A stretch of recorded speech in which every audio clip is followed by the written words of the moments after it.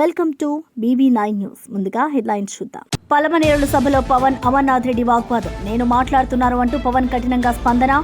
సభలో తాత్కాలిక ఉద్రిక్తత. ప్రసంగం కొనసాగించిన పవన్ అభివృద్ధి లక్ష్యమే మన ధ్యేయమని వెల్లడి.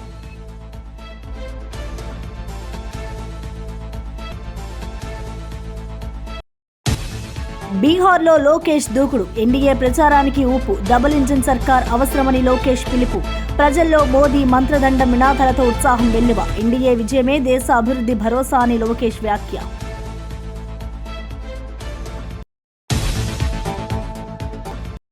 కిసాన్ కేసీఆర్ దీపక్ ను బలి తీస్తున్నారు. మహేష్ ఘాటు వ్యాఖ్య. బీజేపీ బీఆర్ఎస్ కుట్రను ప్రజలు తిప్పికొడతారని మహేష్ ధీమా. నిజమైన అభివృద్ధి కాంగ్రెస్ తోనే సాధ్యమని వెల్లడి. నవీన్ విజయం తెలంగాణ ప్రజల గెలుపు అన్న మహేష్. జూబ్లీహిల్స్ గెలిస్తే నిధులు తెస్తామన్న బండి సంజయ్. మోదీ వద్ద ప్రత్యేక నిధులు తెప్పిస్తామని బండి హామీ.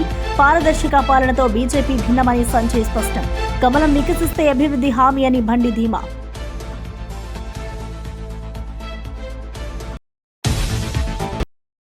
పోలీసులారా మోసపోవద్దు. కేటీఆర్ ఘాటు హెచ్చరిక. ఎన్నికల ముందు మోసం చేసిన వాడు రేవంత్ అన్న కేటీఆర్.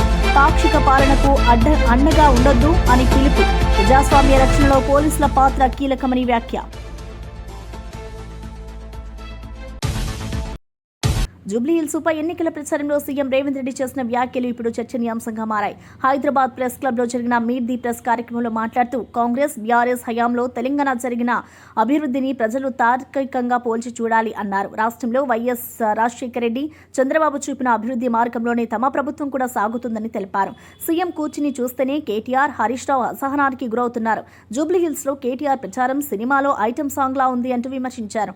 బీజేపీ నేతలు తెలంగాణకు వచ్చిన కంపెనీలను గుజరాత్ కు తరలిస్తున్నారని ఆరోపించారు. ప్రజలు వాస్తవాలను అర్థం చేసుకుని జాగ్రత్తగా ఓటు వేయాలని రేవంత్ పిలుపునిచ్చారు. సినిమా స్టోరీ అంతా ఒకటి ఉంటుంది, ప్రేక్షకులను ఉత్తేజపరచడానికి ఐటమ్ సాంగ్ అని ఉంటుంది అప్పుడప్పుడు మధ్యలో. అలాంటిని ఆదర్శంగా తీసుకొని కేటీఆర్ గారు ప్రచారాలు చేసి కాంగ్రెస్ పార్టీ మీద దుమ్మెత్తడానికి ప్రయత్నం చేస్తున్నాడు. దుమ్మెత్తిపోయడానికి ఆయన ఎన్నికల ప్రచార సరళిని ఒకసారి గమనించండి. ఈ మధ్యకాలంలో వచ్చిన పుష్పలో శ్రీలీల ఐటమ్ సాంగ్ను చూడండి. ఏమైనా తేడా ఉందా? ఈ రాష్ట్రానికి నాయకత్వం వహిస్తానని చెప్పే నాయకుడి యొక్క ప్రచార సరళి పార్టీ జెండాను కండువాను గాల్లో ఇలా తిప్పుకుంటూ ఎవరు చేస్తారు ఇవన్నీ? అందుకే మా 10 సంవత్సరాలు 2004 నుంచి 2014 వరకు జరిగిన సంక్షేమము అభివృద్ధిని కొలబద్దగా తీసుకోండి, విశ్లేషించండి, ప్రశ్నించండి మమ్మల్ని. 2014 నుంచి 2026 వరకు ఆల్మోస్ట్ డిసెంబర్ 2023 వరకు వాళ్ళే ఉన్నారంటే ఆల్మోస్ట్ 10 ఇయర్స్. 2 సార్లు రాజశేఖర రెడ్డి గారి నేతృత్వంలో ఏర్పాటు చేసిన మా ప్రభుత్వం, 2 సార్లు చంద్రశేఖరరావు గారి నేతృత్వంలో ఏర్పాటు చేసిన ఆ ప్రభుత్వాన్ని పోల్చండి. 16,000 కోట్ల రూపాయల మిగులు బడ్జెట్, 69,000 కోట్ల రూపాయల అప్పుతో మేము అప్పచెప్తే చంద్రశేఖరరావు గారు నాకు అప్పచెప్పేటప్పటికీ జీత భత్యాలు కూడా మొదటి తారీఖున ఇవ్వలేని పరిస్థితి. రిజర్వ్ బ్యాంకులో చేబదులు కింద 1,000 కోట్ల రూపాయల అప్పు, బ్యాంకుల్లో 8,11,000 కోట్ల రూపాయలు, కాంట్రాక్టర్ల బిల్లులు 50,000 కోట్లు పెండింగ్ పెట్టి, ఉచిత విద్యుత్ సంస్థలకు సింగరేణికి ఒక 30,000-35,000 కోట్ల రూపాయలు బకాయిలు పెట్టింది, ఉద్యోగ రిటైర్మెంట్ బెనిఫిట్స్ ఒక 10,000 కోట్ల రూపాయలు బకాయిలు పెట్టింది, లిక్కర్ సప్లై చేసిన సంస్థలకు ఒక 5,000 కోట్ల రూపాయల బకాయిలు పెట్టింది, ఫీజు రియంబర్స్మెంట్ ఒక 8,000 కోట్ల రూపాయల బకాయిలు పెట్టింది. ఈ రకంగా 1,29,000 కోట్ల రూపాయలు లెక్కకు దొరకని చేతికి అందని అప్పులు నమ్మినోడి దగ్గరల్లా ఇచ్చినోడి దగ్గరల్లా దొరికిన కాడికి దొరికినంత అప్పులు తీసుకొచ్చి మొత్తానికి 8 లక్షల కోట్ల పైచిలకు అప్పులతోనే రాష్ట్రాన్ని నాకు అప్పచెప్పిండు. నేను డిసెంబర్ 7 తారీఖు నాడు బాధ్యత తీసుకున్న తర్వాత అప్పటికి ప్రభుత్వ ఉద్యోగస్తులకు జీతాలు ఇవ్వలే. జీతాలు ఇద్దామని ఎత్తుకుతే డబ్బులు లేవు. ఏ ఒక్క పథకాన్ని కూడా చంద్రశేఖరరావు ప్రారంభించింది నేను రద్దు చేయలేదు. నేను అదనంగా సన్న బియ్యం ఇచ్చినా, రేషన్ కార్డులు ఇచ్చినా, ఉచిత కరెంటు రైతులకు ఇవ్వడమే కాకుండా ఇండ్లకి 200 యూనిట్లు ఉచిత కరెంట్ ఇచ్చినా, 500 రూపాయలకు సిలిండర్ ఇచ్చినా, ప్రతి పథకాన్ని నేను అమలు చేసిన, అదనంగా చేసిన. ఏళ్ళ నుంచి సమాజాన్ని పట్టి పీడిస్తున్నా. ఇక్కడ చాలామంది మిత్రులు ఉండొచ్చు, వర్గీకరణ మీద ఎవడైనా ఈ దేశంలో సాహసం చేసిండా? 35 సంవత్సరాల నుంచి ఎస్సీ వర్గీకరణ మీద పోరాటాలు చేసి పిల్లలు ప్రాణాలు కోల్పోయి ప్రాణం పెట్టి కొట్లాడింది. వర్గీకరణ సమస్యకు శాశ్వత పరిష్కారం చూపించి వర్గీకరణనే మొట్టమొదటి దేశంలో అమలు చేసిన రాష్ట్రంగా నేను మొదటి స్థానంలో నిలబడ్డా. 10 సంవత్సరాలు తెలంగాణ రాష్ట్రానికి రాష్ట్ర గీతమే లేదు. తెలంగాణ రాష్ట్రానికి రాష్ట్ర గీతాన్ని అందించిన తెలంగాణ ప్రజలకు తెలంగాణ తల్లిని, పేద ప్రజల యొక్క ఆత్మగౌరవమైన తెలంగాణ తల్లిని తెలంగాణ ప్రజలకు అందుబాటులోకి తీసుకొచ్చిన, స్కిల్స్ యూనివర్సిటీ తీసుకొచ్చిన, స్పోర్ట్స్ యూనివర్సిటీ తీసుకొచ్చిన, young India integrated residential schools తీసుకొచ్చిన, ఇవాళ వదిలేసిన హాస్పిటల్స్ ఉన్నాయి. ఎర్రగడ్డ కావచ్చు, అల్వాల్ కావచ్చు, ఎల్బీ నగర్ కావచ్చు, వరంగల్ కావచ్చు, వేగంగా పూర్తి చేస్తున్నారు. రేపు 6 నెలల్లో జూన్ 2, 2026 లోపల వాటి అన్నిటిని పూర్తి చేస్తాం. 100 సంవత్సరాల తర్వాత Yadava corporation chairman G Narasimha Yadav వైసీపీపై తీవ్ర ఆరోపణ చేశారు. ఎన్టీఆర్ భవన్లో మీడియా సమావేశంలో మాట్లాడుతూ పరకామణి దొంగతో వాటాలు పంచుకున్న గజ దొంగలు వైసీపీ నేతలే అని దూసుకెళ్లారు. ప్రజల ధర్మస్థలమైన ఆలయాల డబ్బు దోచుకోవడంలో వైసీపీ నేతలు ముందున్నారని మండిపడ్డారు. భక్తుల విశ్వాసాన్ని దెబ్బతీసే విధంగా అవినీతి జరగడం దారుణమన్నారు.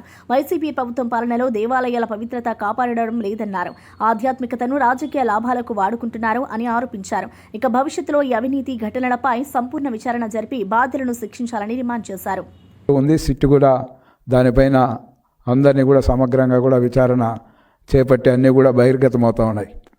ఈ సందర్భంగా ఇదొకటైతే, ఇంకొక పక్క చూస్తే ఏదైతే శ్రీవారికి సంబంధించిన ఆడొక ఎంప్లాయ్ ఏ విధంగా శ్రీవారి హుండీ పరకామణి సంబంధించి లెక్క పెట్టే దాంట్లో ఏ విధంగా దోపిడీకి పాల్పడ్డాడు, ఏ విధంగా కోట్లాది రూపాయల యొక్క ఆస్తుల్ని కూడబెట్టుకోవడమే కాకుండా ఆనాటి పాలకులు వైవి సుబ్బారెడ్డి అంటామా, లేకపోతే కరుణాకర్ రెడ్డి అంటామా, లేదా సాక్షాత్తు ఆనాటి ముఖ్యమంత్రిగా పనిచేసిన జగన్మోహన్ రెడ్డి అంటామా, ఏదైతే శ్రీవారి యొక్క ఉండి దోపిడీలో కూడా ఏ విధంగా వాళ్ళు దోపిడీ దొంగలతోనే చేతులు కలిపి ఏ విధంగా ఆస్తులు ఏ విధంగా కైవసం చేసుకోవడం, ఏ విధంగా లోక్ అదాలత్లో పెట్టి ఏ విధంగా అనే విధంగా వాళ్ళు ప్రవర్తించడం, దానిపైన కూడా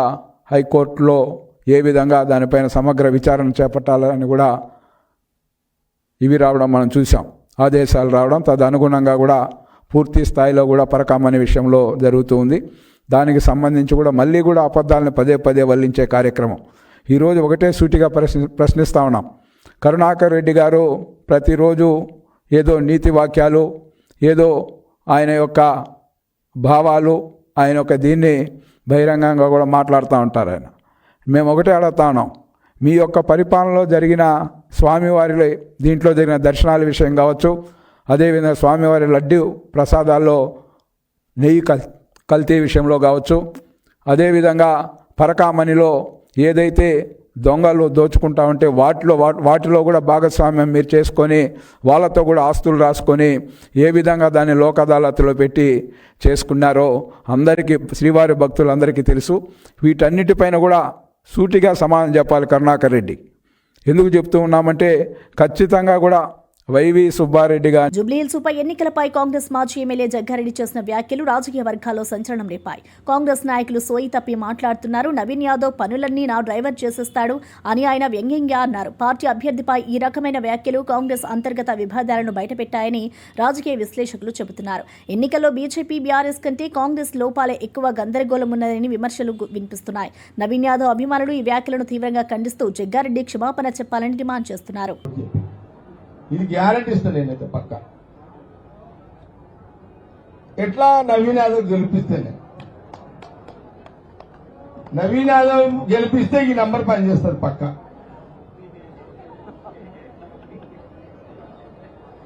ఇది పక్క గ్యారెంటీగా. జగ్గారెడ్డి మాట అంటే మాట.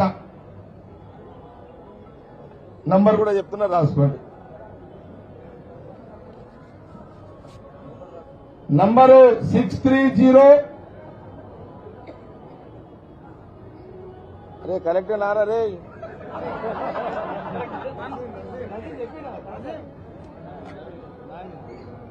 నాని నాజిం అస్లాం నాజిం బోరబండ అందేనా నంబర్ ఇది.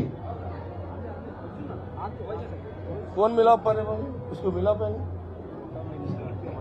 630144193.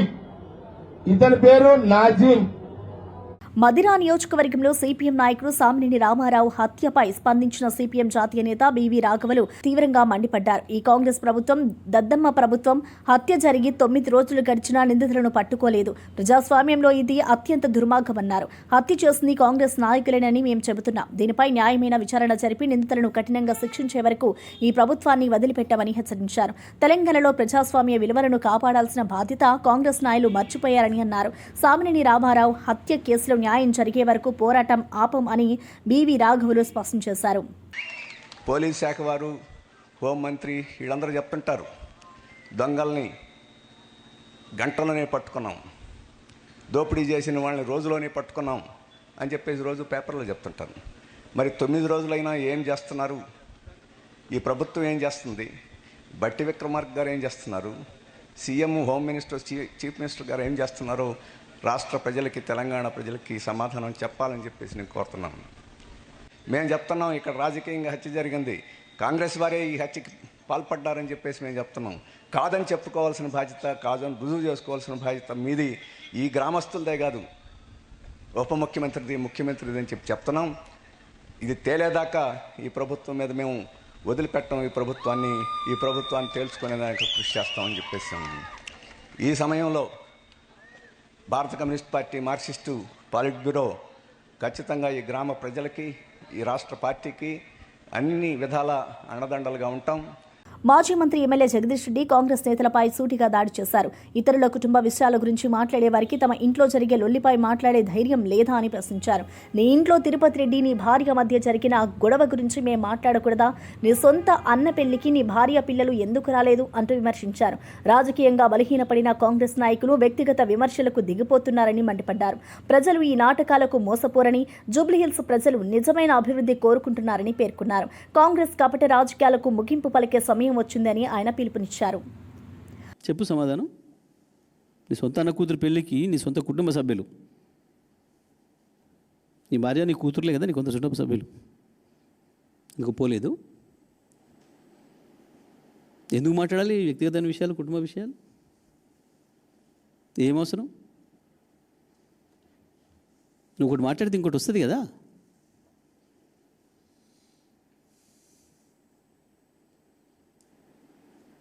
ఇంకా గోపీనాథ్ కుటుంబ వ్యక్తిగత విషయాలకు మాకేం సంబంధం ఉంటుంది పార్టీకి?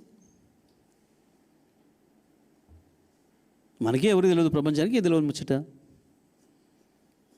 ఎన్ని ఎలా సరే వాళ్ళు ఏదో అనుకుంటున్నారు. పార్టీల విషయాలు కావు కదా మీ కుటుంబ విషయాలు. ఇక జూబ్లీహిల్స్ ఉప ఎన్నికల్లో ప్రచారం చేస్తూ కేటీఆర్ పోలీస్ సిబ్బందిని ఉద్దేశిస్తూ ఘాటుగా స్పందించారు. ఎన్నికల ముందు ఏక్ పోలీస్ విధానం తెస్తామని చెప్పి మోసం చేసినవాడు రేవంత్ రెడ్డి. మీ కుటుంబ సభ్యులపై లాఠీచార్జ్ చేయించాడు, మీ సహచరులను సస్పెండ్ చేశాడు. ఇప్పుడు ఎన్నికల ముందు జీతాలు వేసి మోసం చేస్తున్నాడు అని విమర్శించారు. యూసఫ్గూడ బెటాలియన్ పోలీసులకు మాత్రమే జీతాలు చెల్లించడమే ఆచరణలో పాక్షికతకు నిదర్శనమని అన్నారు. ఇలాంటి అరాచక ప్రభుత్వానికి అండగా ఉండొద్దు, మీ స్వభాభిమానం కోసం, ప్రజాస్వామ్యం కోసం నిలబడండి అని పిలుపునిచ్చారు. కేటీఆర్ వ్యాఖ్యలకు బీఆర్ఎస్ కార్యకర్తలు చప్పట్లతో హర్షధ్వానాలు చేశారు. మీకు కూడా మోసం చేసిండు, మోసం చేసి మీ కుటుంబ సభ్యులను కొట్టించిండు పోలీసులతో. 30 మందిని సస్పెండ్ చేయించిండు. ఇలా ఎలక్షన్లు ఉన్నాయి కాబట్టి యూసుఫ్ కూడా బెటాలియన్ లో ఉండే పోలీసు వాళ్ళకు మాత్రం సంవత్సరం జీతం బాకీ ఉంటే ఆ పైసలు వేసిండు, మిగతా వాళ్ళకు మాత్రం ఇస్తలేడు. ఇట్లాంటి మనిషిని నమ్ముదామా? మా పోలీస్ అన్నలు కూడా ఆలోచించాలని నేను కోరుతా ఉన్నా. ఇక్కడికి విచ్చేసిన పోలీస్ సోదరులను కూడా నేను కోరుతున్నా. హోం గార్డులు ఉన్నారు, పోలీస్ కానిస్టేబుల్ ఉన్నారు, మీ పెద్ద పెద్ద ఐఏఎస్, ఐపీఎస్ ఆఫీసర్లు, ఇన్స్పెక్టర్లు, డిఎస్పీలు ఎటన్న పోని సాధారణ పోలీసు అన్నలను కూడా నేను అడుగుతున్నా, ఈ దుర్మార్గపు రాజ్యాన్ని దయచేసి సమర్థించకండి. ఈ దుర్మార్గపు ప్రభుత్వాన్ని దయచేసి వారికి అండగా నిలబడకండి. మళ్ళీ కేసీఆర్ ప్రభుత్వం వస్తేనే పోలీస్ అన్నలకు కూడా న్యాయం జరుగుతుంది, గుర్తుపెట్టుకోండి అని చెప్పి నేను విజ్ఞప్తి చేస్తా ఉన్నా. జూబ్లీహిల్స్ ఉప ఎన్నికల్లో బీజేపీ అభ్యర్థి దీపక్ రెడ్డికి మద్దతుగా ప్రచారం చేసిన కేంద్ర మంత్రి బండి సంజయ్ ఘాటుగా స్పందించారు. కాంగ్రెస్, బీఆర్ఎస్ నాయకులు హైదరాబాదు అభివృద్ధికి ఎన్ని కోట్లు ఖర్చు చేశారో చెప్పలేకపోతున్నారు. ప్రతి పైసా లెక్క చెప్పేందుకు మేము సిద్ధం, మేం పారదర్శక పాలనను అందిస్తామని అన్నారు. జూబ్లీహిల్స్ ప్రజలు దీపక్ రెడ్డిని గెలిపిస్తే ప్రధాని మోదీ వద్దకు వెళ్లి ప్రత్యేక నిధులు తెచ్చే బాధ్యత కిషన్ రెడ్డి తీసుకుంటారని అన్నారు. బీజేపీ గెలిస్తే అభివృద్ధి, భద్రత రెండు హామీ, నిధులు మోదీ ఇస్తారు, సేవ మేం చేస్తామని అన్నారు. బీజేపీ జెండా జూబ్లీహిల్స్ ఎగరడం ఖాయమని ధీమా వ్యక్తం చేశారు. వివరాలు అందించండి, ప్రతి పైసా లెక్క మేము చెప్పడానికి సిద్ధంగా ఉన్నాం. అన్ని పైసలు కేంద్రాన్ని, ఒక్క పైసా అంటే రాష్ట్ర ముఖ్యమంత్రి ఎక్కడి తెచ్చిండు? లేవు అన్నప్పుడు ఎక్కడి తెచ్చిండు పైసలు? పాకిస్తాన్ తెచ్చిండా, బంగ్లాదేశ్ తెచ్చిండా? సరే కేసీఆర్ అన్నప్పుడు అప్పుడు దొంగ నోట్లను పెట్టిన వచ్చు, దొంగతనం చేసిన వచ్చు. మరి రాష్ట్ర ముఖ్యమంత్రి ఇప్పుడు అభివృద్ధి చేయడానికి పైసలు ఎక్కడి చేస్తాడు?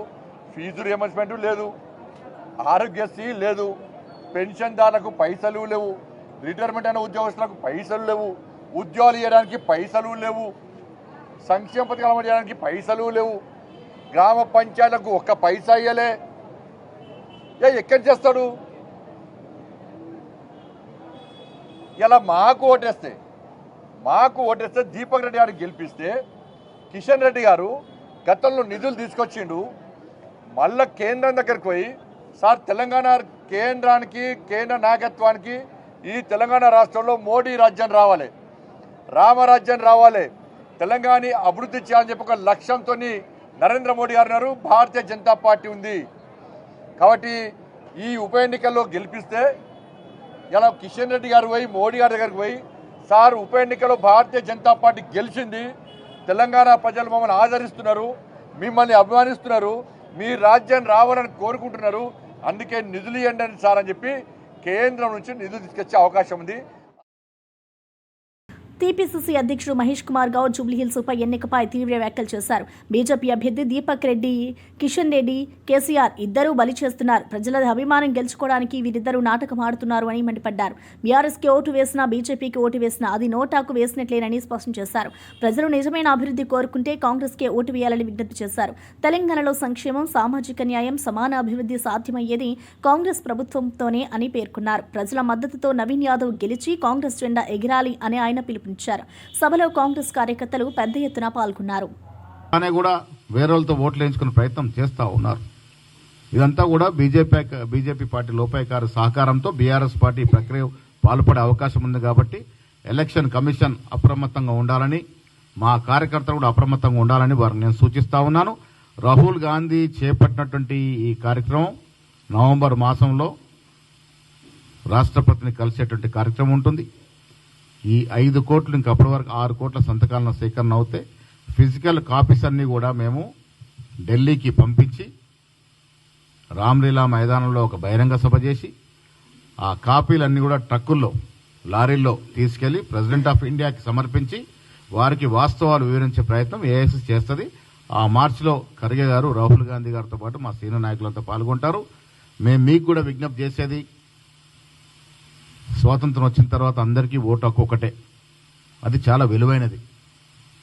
ఓటు ద్వారానే ఈ దేశాన్ని పరిపాలించుకునే హక్కు పౌరుడికి ఉంది. జూబ్లీహిల్స్ ఉప ఎన్నిక ప్రచారంలో మంత్రి ఉత్తమ్ కుమార్ రెడ్డి పాల్గొని ఓటర్లను ఉద్దేశించారు. బీఆర్ఎస్ హయాంలో ఒక్క రేషన్ కార్డు ఇవ్వలేదు, కానీ మా ప్రభుత్వం రాగానే కొత్త రేషన్ కార్డులు జారీ చేశాము. పేదల సంక్షేమమే మా లక్ష్యమని ఆయన అన్నారు. ముస్లిం మైనారిటీల అభివృద్ధికి కాంగ్రెస్ ప్రభుత్వం ప్రత్యేక ప్రణాళికలు చేపట్టిందని తెలిపారు. జూబ్లీహిల్స్ అభివృద్ధికి నిధులు సమకూర్చి సంక్షేమ పథకాలను అమలు చేస్తామని హామీ ఇచ్చారు. కాంగ్రెస్ పార్టీ అధికారంలో ఉన్నప్పుడు మాత్రమే అన్ని వర్గాల ప్రజలు సంతోషంగా జీవించారు. నవీన్ యాదవ్ను గెలిపించండి, మీ ప్రాంత అభివృద్ధికి నాంది పలకండి అని పిలుపునిచ్చారు. సభలో ఉత్తమ్ ప్రసంగానికి ప్రజలు చప్పట్లతో స్పందించారు. జూబ్లీ హిల్స్ నియోజకవర్గ ఓటర్లలో ఒక్కసారి గమనించాలి మీరు. 10 ఏళ్ల పాటు బీఆర్ఎస్ ప్రభుత్వం, బీఆర్ఎస్ పార్టీ ఒక్క రేషన్ కార్డు కూడా ఇవ్వలేదు. కాంగ్రెస్ ప్రభుత్వం వచ్చిన తర్వాత ఈ 22 నెలల్లో ఈ అసెంబ్లీ కాన్స్టిట్యున్సీలో 14,230 కుటుంబాలకి రేషన్ కార్డులు ఇవ్వడం జరిగింది. అదేవిధంగా జూబ్లీహిల్స్ నియోజకవర్గంలో 67,000 మంది అదనంగా 67,000 మందికి రేషన్ బియ్యం ఇవ్వడం కాంగ్రెస్ ప్రభుత్వంలోనే మొదలైంది. ఈ నియోజకవర్గంలో ఓటర్లందరికీ విజ్ఞప్తి మీరు గమనించాలి. 2,40,000 మందికి 2,40,000 మందికి ప్రతి నెల ఉచితంగా మంచి క్వాలిటీ సన్న బియ్యం ఇస్తుంది. మరి కాంగ్రెస్ పార్టీ, కాంగ్రెస్ ప్రభుత్వం అనే విషయం అందరూ గుర్తుపెట్టుకోవాలని చెప్పి నేను మనవి చేస్తున్నా. చివరిగా मेरे मुसलमान भाई बहन याद रखना, हमेशा कांग्रेस पार्टी आपके साथ है. हर विषय में हर वक्त कांग्रेस पार्टी मुसलमान भाई बहन आपके साथ है। हर माइनॉरिटी का वोट हमारे कैंडिडेट नवीन यादव को 11 तारीख वोट करके जिताना, ये हमारे मुसलमान भाई बहन सबको हमारा अपील है। డిప్యూటీ సీఎం భట్టి విక్రమార్క జూబ్లీహిల్స్ ఉప ఎన్నిక ప్రచారంలో పాల్గొని కాంగ్రెస్ అభ్యర్థి నవీన్ యాదవ్ కు మద్దతు కోరారు. పదవి లేకుండానే ప్రజాసేవలు చేసిన వ్యక్తి నవీన్ యాదవ్. విద్యావంతుడు, బలహీన వర్గాలకు అండగా నిలిచే నాయకుడు. ఇటువంటి వ్యక్తి గెలిస్తే జూబ్లీహిల్స్ మాత్రమే కాదు తెలంగాణ అభివృద్ధికి దోహదం అవుతుందని అన్నారు. ప్రజలు కాంగ్రెస్ ప్రభుత్వాన్ని విశ్వసించారని, ఆ విశ్వాసానికి తగిన విధంగా అభివృద్ధి కార్యక్రమాలు కొనసాగుతున్నాయని తెలిపారు. ప్రజల పక్షాన నిలబడే నాయకుడు నవీన్ యాదవ్ గెలవడం అనేది ప్రజల విజయం అవుతుంది అని భట్టి స్పష్టం చేశారు. కాంగ్రెస్ పార్టీని ప్రజల ఆశల బాటలో నడిపిస్తే శక్తి అని పేర్కొన్నారు. ఈ ప్రచారంలో పెద్ద ఎత్తున కార్యకర్తలు, స్థానిక ప్రజలు పాల్గొన్నారు.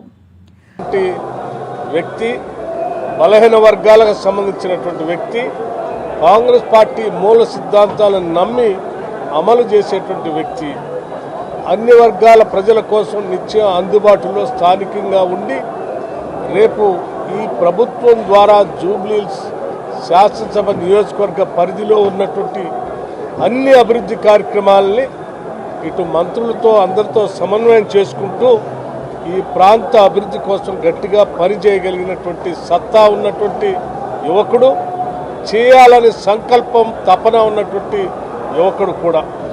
అటువంటి యువకుడిని గెలిపించుకోవటం ద్వారా పెద్ద ఎత్తున ఈ జూబ్లీహిల్స్ శాసనసభ నియోజకవర్గంలో ఉన్నటువంటి అనేక కార్యక్రమాలు కానీ, రోడ్లు కానీ, డ్రైనేజ్ కానీ, మంచినీటి వసతి కానీ, ఇప్పుడే ఉత్తమ్ కుమార్ రెడ్డి గారు చెప్పినట్టు రేషన్ కార్డ్స్ సంబంధించినటువంటి అంశాలు కానీ, ఇతరత్ర ఏ అభివృద్ధి కార్యక్రమమైనా త్వరితగతిన పూర్తి చేసుకొని అభివృద్ధి చేసుకోవడానికి అవకాశం ఉన్నటువంటి వ్యక్తిగా మీరందరూ ఆశీర్వదించి అత్యధిక మెజార్టీతో గెలిపించవలసిందిగా విజ్ఞప్తి చేస్తా ఉన్నాం. జూబ్లీహిల్స్ ఉప ఎన్నికల నేపథ్యంలో మంత్రి సీతక్క ఓటర్లను ఉద్దేశించి ప్రత్యేక విజ్ఞప్తి చేశారు. జూబ్లీహిల్స్ ప్రజలు ఒక అవకాశాన్ని ఇవ్వాలి. కాంగ్రెస్ అభ్యర్థి నవీన్ యాదవ్ యువకుడు, విద్యావంతుడు, ప్రజల సమస్యలను అర్థం చేసుకునే వ్యక్తి అని ఆమె అన్నారు. ఆడబిడ్డలకు గౌరవం, ఆత్మ గౌరవం దక్కాలంటే కాంగ్రెస్ గెలవాలని పిలుపునిచ్చారు. కాంగ్రెస్ పార్టీ అధికారంలో ఉన్నందున అభివృద్ధి, సంక్షేమం రెండూ సాధ్యమని తెలిపారు.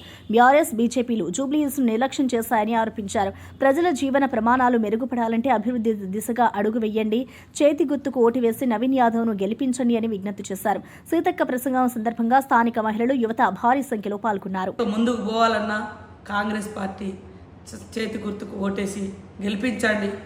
గతంలో 2 సార్లు 3 సార్లు గోపి గారికి వేసిండ్రు, బీఆర్ఎస్కి అవకాశం ఇచ్చిండ్రు. ఆ రోజు పీజేఆర్ గారు కాంగ్రెస్ పార్టీ అధికారంలో ఉన్నప్పుడే ఇక్కడ అనేక సంక్షేమ అభివృద్ధి జరిగింది. ఈరోజు పీజేఆర్ గారి అడుగుజాడల్లో కాంగ్రెస్ పార్టీ నిలబెట్టినటువంటి అభ్యర్థి గడప గడపకు, గల్లీ గల్లీకి, వాడవాడలకు వచ్చి సీఎం రేవంత్ రెడ్డి గారి సహకారంతో ఖచ్చితంగా అభివృద్ధి చేసి చూపిస్తాడు. అదే కాకుండా ఈ 1.5 ఇయర్లోనే దాదాపుగా 150 కోట్ల నుంచి 200 కోట్ల వరకు ఈ యొక్క జూబ్లీహిల్స్ నియోజకవర్గ అభివృద్ధి కోసము డ్రైనేజీలు కానీ, సైడ్ రోడ్లు కానీ, కరెంటు లైన్స్ కానీ, బ్రిడ్జెస్ కానీ, ఎక్కడ ఏది అవసరం ఉన్నా వాటి కోసం నిర్మించడం కాకుండా మహిళలకు మరి వడ్డీ లేని రుణాలతో పాటు మహిళా భవనాలను కూడా నిర్మించినటువంటి పరిస్థితి మీకు తెలుసు. ఈరోజు ఈ రాష్ట్రంలో అవినీతి మీద, అబద్ధాల మీద ఏర్పడ్డ పార్టీ బీఆర్ఎస్ పార్టీ. కాంగ్రెస్ అంటే అభివృద్ధి, కాంగ్రెస్ అంటే సంక్షేమం, కాంగ్రెస్ అంటే అన్ని వర్గాల ఐక్యత, అన్ని ప్రాంతాల ప్రజల యొక్క గౌరవం, ఉపాధి కల్పించేటువంటి పార్టీ ప్రభుత్వం కాంగ్రెస్ పార్టీ. కాబట్టి దయచేసి ఒక్క అవకాశం యువకునికి, ఒక్క అవకాశం, ఒక బడుగు బలహీన వర్గాల బీసీ బిడ్డ నిలబడ్డాడు, ఒక్క అవకాశం పక్కా లోకల్గా ఇక్కడ ఏ ప్రాంతం వాళ్ళు ఉన్నా నేను ఇక్కడ మీకోసం ఉన్నా అని కాపులా కాసే వ్యక్తిగా, మీకు తోడుండే వ్యక్తిగా. పలమనేరు సభలో deputy CM Pawan Kalyan, MLA Amarnath Reddy మధ్య ఆసక్తికర సన్నివేశం చోటు చేసుకుంది. సభలో మాట్లాడుతున్న అమర్నాథ్ రెడ్డిని పవన్ ఆపుతూ, నేను మాట్లాడుతున్నాను, మీరు కాస్త ఆగండి అని అసహనం వ్యక్తం చేశారు. దీనికి అసహనం వ్యక్తం చేసినట్టుగా ఎమ్మెల్యే అమర్నాథ్ రెడ్డి ప్రతిస్పందించారు. సభలో ఈ ఘట్టం తాత్కాలిక ఉద్రిక్తతకు దారితీస్తుంది. అనంతరం పవన్ కళ్యాణ్ ప్రసంగాన్ని కొనసాగిస్తూ రాష్ట్ర అభివృద్ధి, ప్రజల సంక్షేమమే తమ ప్రభుత్వ ప్రధాన లక్ష్యమని తెలిపారు. అధికారులు, ప్రజాప్రతినిధులు సమన్వయంతో పనిచేస్తే రాష్ట్రం అభివృద్ధి చెందుతుందన్నారు. ప్రజలు కూడా ప్రభుత్వ కార్యక్రమాలకు భాగస్వామ్యం కావాలని పిలుపునిచ్చారు. సభలో పెద్ద సంఖ్యలో జనాలు హాజరై నినాదాలతో హోరెత్తించారు. బీహార్లో రెండో రోజు ఎన్నికల ప్రచారంలో మంత్రి నారా లోకేష్ దూకుడు కొనసాగించారు. ఎన్డీఏ అభ్యర్థుల తరఫున ప్రజాసభలో పాల్గొన్న ఆయన రాష్ట్ర అభివృద్ధికి డబుల్ ఇంజిన్ సర్కార్ అవసరమని వివరించారు. బాధ్యత గల భారతీయుడు పౌరుడిగా వచ్చాను. 2019లో వచ్చిన వ్యక్తి ఏపీకి తీరని నష్టం మిగిల్చాడు అని లోకేష్ విమర్శించారు. బీహార్ అభివృద్ధి పథంలో కొనసాగాలంటే ప్రజలు మోదీని, నితీష్ జోడీపై విశ్వాసం ఉంచాలని కోరారు. దేశం ముందుకు సాగేందుకు స్థిరమైన ప్రభుత్వం అవసరమని తెలిపారు. ఎన్డీఏ ప్రభుత్వం మాత్రమే పేదలు, రైతులు, యువతకు న్యాయం చేస్తుందని పేర్కొన్నారు. ఆయన ప్రచార సభలకు పెద్ద సంఖ్యలో ప్రజలు తరలివచ్చారు. ఇటు లోకేష్ ప్రసంగం సందర్భంగా మోదీ మంత్రదండం నినాదాలు మారుమోగాయి. నెక్స్ట్ దానికి వెళ్ళండి. నెక్స్ట్ 11th మిషన్ నెక్స్ట్ కాదు ఫాస్ట్కి వెళ్ళదు. 8 ఏది పరిగెట్టదు అలా ఉండాల. ఇందులో మీరు డైవర్సిఫికేషన్ అన్నారు కదా మేడం, మరి ఏంటిది? You didn't explain this one. Where is the need for crop diversification?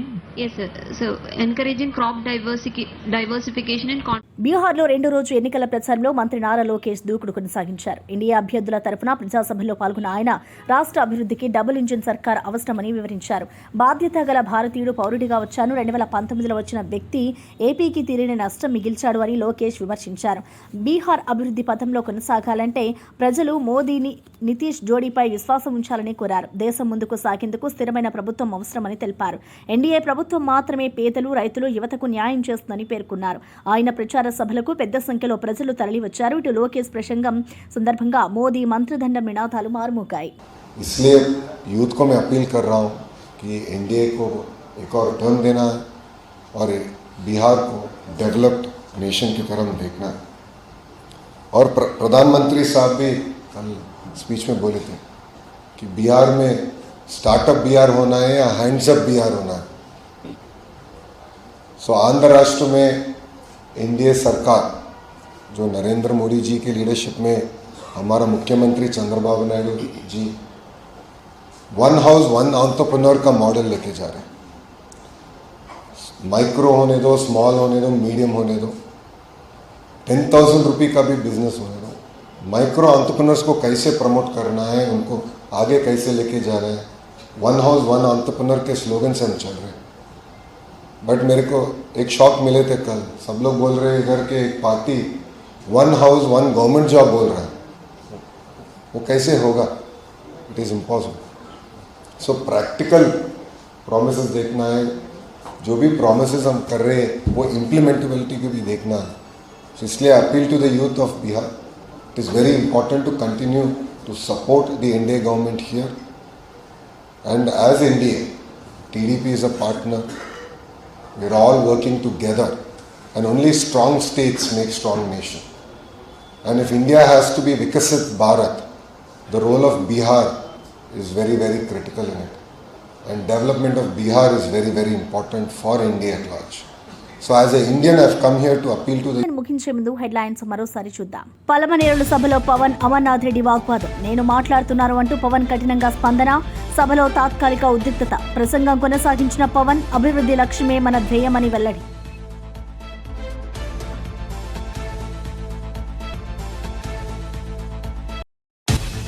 బీహార్లో లోకేష్ దూకుడు. ఎన్డీఏ ప్రచారానికి ఊపు. డబుల్ ఇంజిన్ సర్కార్ అవసరమని లోకేష్ పిలుపు. ప్రజల్లో మోదీ మంత్రదండం నినాదాలతో ఉత్సాహం వెల్లువ. ఎన్డీఏ విజయమే దేశ అభివృద్ధి భరోసా అని లోకేష్ వ్యాఖ్య.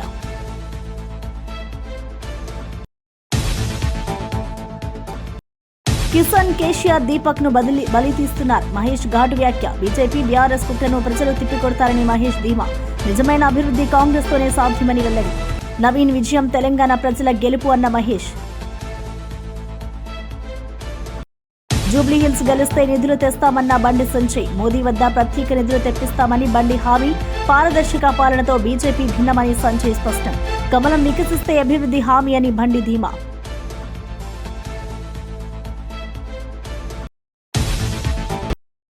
పోలీసులారా మోసపోవద్దు. కేటీఆర్ ఘాటు హెచ్చరిక. ఎన్నికల ముందు మోసం చేసిన వాడు రేవంత్ అన్న కేటీఆర్. పాక్షిక పాలనకు అండగా ఉండొద్దు అని పిలుపు. ప్రజాస్వామ్య రక్షణలో పోలీసుల పాత్ర కీలకమని వ్యాఖ్య. ఇక ఇవి బులెటిన్ విశేషాలు. చూస్తూనే ఉండండి. మరో బులెటిన్లో మళ్ళీ కలుద్దాం.